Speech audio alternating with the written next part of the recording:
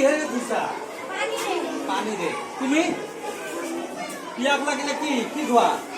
পানী খোৱা হয় না? পানী তুমি দেখিছা? ঠিকে আছে, পানী। আমি আজি তোমালোকক এই পানীৰ বিষয়ে পঢ়ুৱাম। পানী পানী আমি ক'ৰ পৰা পাওঁ? বহা। পানী আমি ক'ৰ পৰা পাওঁ?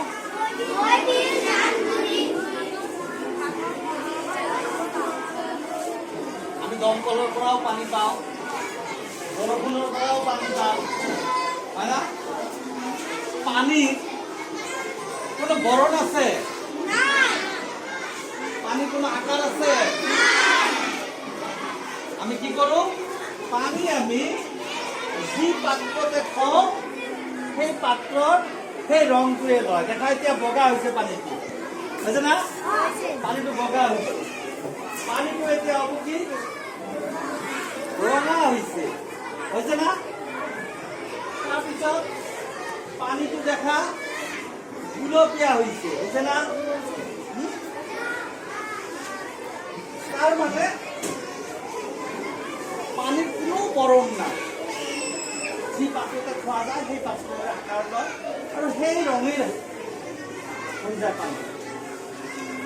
এতিয়া পানীখিনি যদি আমি উতলাও, পানীৰ পৰা কি ওলায়? পানী আমি ইয়াত যদি উতলাই দিওঁ, পানীখিনিৰ পৰা কি ওলাব?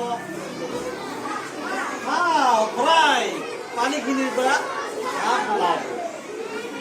আৰু যেতিয়া পানীখিনি উতলোৱা হয় তেতিয়া পানীৰ শব্দ কেনেকুৱা হয়? আৰু যেতিয়া আমি জুৰি বা পাহাৰৰ পৰা পানী যেতিয়া বৈ যায় তেতিয়া কেনেকুৱা শব্দ কৰে? কুলু কুলু শব্দ কৰে আৰু বক বক শব্দ কৰে, হয় না?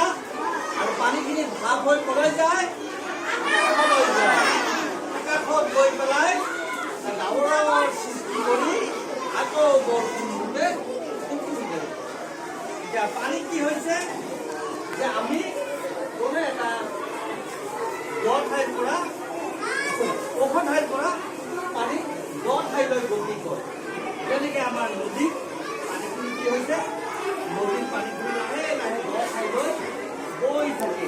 আমাৰ পাহাৰৰ পানীখিনি তেনেকে দ ঠাইলৈ বৈ থাকে, থাকে না? আমি পানী নহ'লে জীয়াই থাকিব নোৱাৰো। আমাৰ এই পৃথিৱীখনৰ গছ গছনিও পানী নহ'লে জীয়াই থাকিব নোৱাৰি।